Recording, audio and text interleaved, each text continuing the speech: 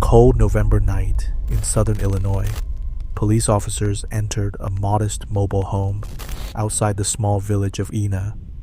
What they found inside would become one of the most horrifying crime scenes in American history. A young mother, a 3-year-old boy, and a newborn baby who had lived only moments, all dead. The violence was so extreme that investigators struggled to comprehend what they were seeing. The mother, Ruby Elaine Dardeen, had been 7 months pregnant. During the attack, she went into labor.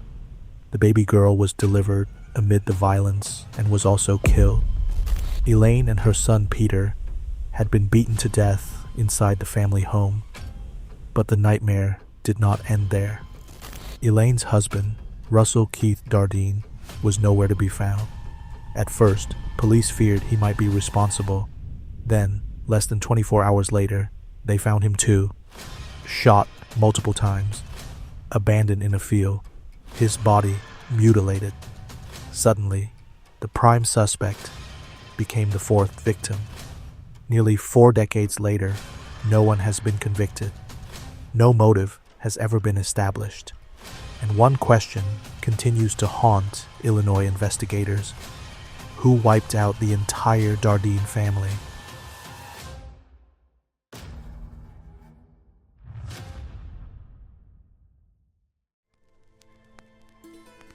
In 1987, Keith and Elaine Dardeen were building what appeared to be a quiet life.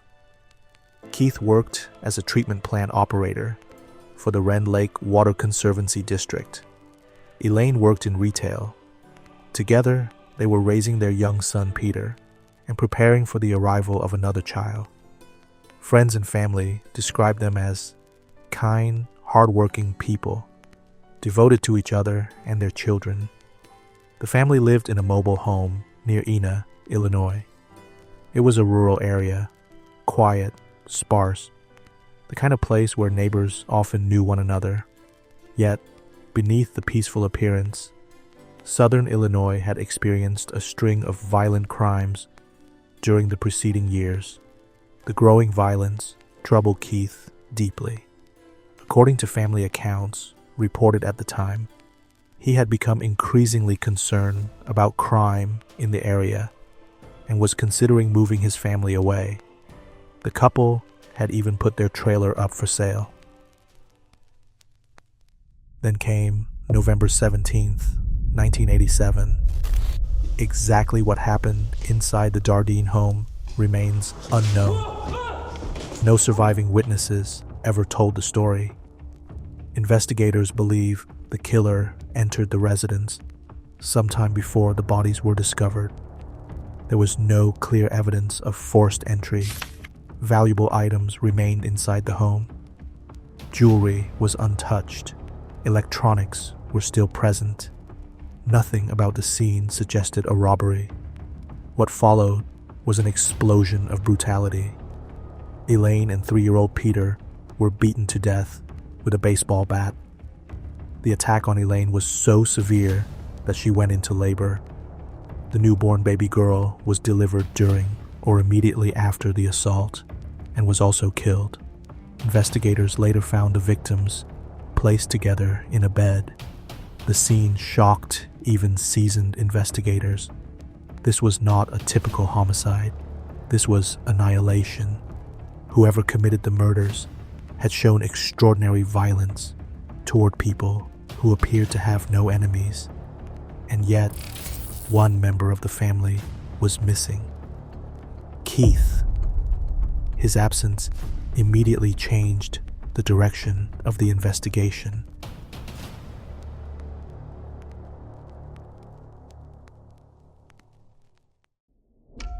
On November 18th, Keith failed to report for work. That alone was unusual. By all accounts, he was dependable and responsible. When phone calls went unanswered, concern grew. Eventually, authorities conducted a welfare check at the family residence. Inside, officers discovered the horrific crime scene. With Keith missing and his vehicle gone, investigators naturally focused on him. From a law enforcement perspective, The initial theory seemed reasonable: a missing husband, a murdered wife, dead children. It was a scenario police had encountered before, but that theory collapsed almost immediately. The following day, hunters made a grim discovery in a nearby field. Keith Dardeen was dead. He had been shot multiple times. His body had been mutilated. The discovery transformed the case from a suspected domestic homicide into something far more mysterious. Keith's vehicle was later located near a police station in Benton, Illinois, several miles away. Blood was reportedly found inside the car. Now investigators faced a far more difficult puzzle. Who would murder an entire family, and why? Authorities from multiple agencies joined the investigation. Detectives interviewed scores of people. Leads poured in. Rumors spread. Fear gripped the community. Residents armed themselves. Parents worried about their children. Some believed a serial killer was operating in the region. Others suspected a personal grudge, but investigators kept running into the same obstacle. Nothing made sense. No evidence suggested robbery. No evidence suggested sexual assault. No evidence suggested drug trafficking. No evidence suggested infidelity. No evidence suggested gambling debts, substantial enough to explain such violence. The Dardeens appeared to be ordinary people living ordinary lives. That fact made the murders even more terrifying. Because if the family had not been targeted for something they did, then why were they targeted at all?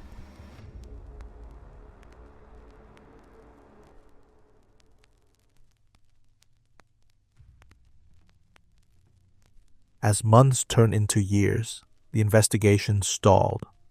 Despite enormous efforts, detectives found no suspect who could be conclusively tied to the murders. The crime scene itself created more questions than answers. The killer appeared comfortable enough to spend significant time inside the home. The brutality suggested rage, yet investigators could not identify anyone known to hate the family. The murders also seemed unusually personal, but personal crimes typically leave a trail, a dispute, a relationship, a history. In this case, detectives found none. Witnesses could not place a suspicious individual at the trailer. No breakthrough forensic evidence emerged publicly. No confession appeared credible. Years passed, then decades. The Dardeen murders became one of Illinois' most infamous unsolved cases. For many investigators, the case represented the ultimate nightmare, a mass murder with virtually no clear motive and no obvious offender. Yet eventually, a possible answer emerged, at least on the surface, and that answer came from one of America's most notorious serial killers.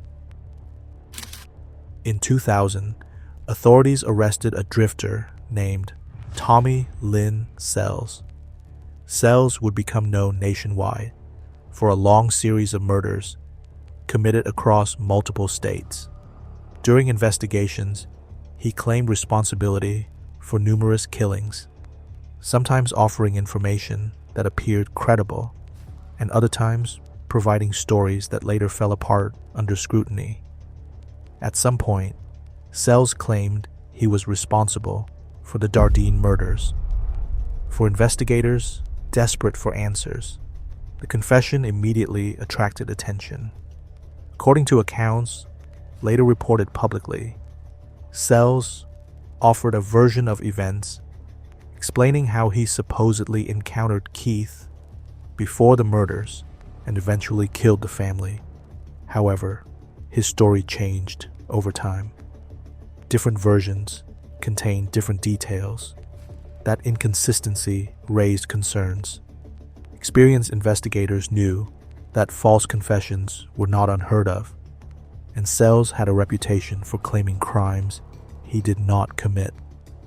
Authorities examined his statements carefully. Could he provide information only the killer would know? Could he explain details that had never been released publicly? Could independent evidence place him at the scene? Those questions proved difficult to answer. Ultimately, investigators never reached a consensus that his confession was genuine. Family members also expressed doubts. Authorities never charged Sells in connection with the murders. The supposed breakthrough began to fade. What initially appeared to be the solution increasingly looked like another dead end. And when Tommy Lynn Sells was executed in Texas in 2014 for an unrelated murder, whatever answers he might have possessed disappeared with him. The Dardeen murders remain officially unsolved, exactly where they had started. Most true crime stories eventually arrive at a moment of certainty: a fingerprint, a DNA match, a confession backed by evidence, a conviction. The Dardeen case never received that moment. There is no officially identified killer.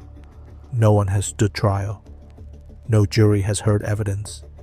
No prosecutor has announced a resolution. The closest thing to an answer remains Tommy Lynn Sells. Yet even that answer is clouded by doubt. Investigators questioned inconsistencies in his account. Family members question his credibility, and the case file remains open. For a crime this brutal, uncertainty is perhaps the most unsettling outcome imaginable, because somewhere between the mobile home near Ena and the field where Keith Dardeen was found lies the truth, a truth that has remained hidden since 1987. The murders left scars that extended far beyond one family. For residents of southern Illinois, the crime shattered any sense of security. People who had never locked their doors started doing so. Rumors spread throughout neighboring communities. Fear lingered for years. For the Dardeen family, the passage of time never erased the loss. Keith's mother, Joanne Dardeen, repeatedly spoke about her desire for answers and her determination to keep attention focused on the case. She continued encouraging public awareness in hopes that someone, somewhere, might still come forward with information. Meanwhile, investigators never officially closed the file. The murders remain among the most notorious, unsolved cases in Illinois history. Every few years, renewed media coverage introduces the story to a new generation, and each time, the same horrifying details emerge. A young family, a home that should have been safe, a level of violence almost impossible to comprehend, and a killer who, despite decades of investigation, has never been brought to justice. Nearly 40 years have passed since the murders of Keith, Elaine, Peter, and their newborn daughter. The mobile home is gone. The headlines have faded. Many of the original investigators have moved on, but the mystery remains. Someone knows what happened inside that trailer in November of 1987. Someone knows why an entire family was wiped out. And until that truth is uncovered, the Dardeen family murders will remain one of America's most haunting, unsolved crimes. If you stayed with this story until the end, thank you for being here. Subscribe for more real cold cases every week